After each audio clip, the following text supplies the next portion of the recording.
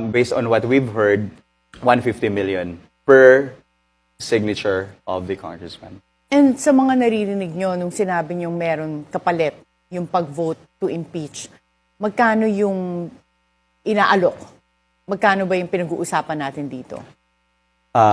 Based on what we've heard, I'd like to make a disclaimer. This is only allegedly. Yes, you and know? I know you keep saying, I don't report news. Yeah. This is commentary. Yeah. So we're also curious. That's why I don't wanna have it used against the program or us, Yes, the two of I us agree. here.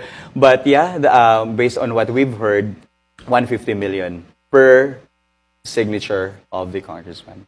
And ano tong, would you know the composition of this 150 million? Is this cash or in programa ba to? Ano tong 150 million? Actually, it's ACAP and AIX, and more. The other chunk of that is for the infrastructure development of the district.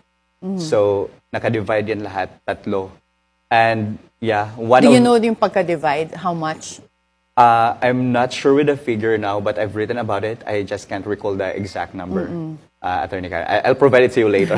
Dr. Richard, do you have any idea? Because based on some of the sources, they say it's 25 million in ACAP, so yung ayuda that you can give, and then 25 million in AIX, and 100 million hard projects of their choice. I read that as well. So, ako po ay nababasa ko lang din.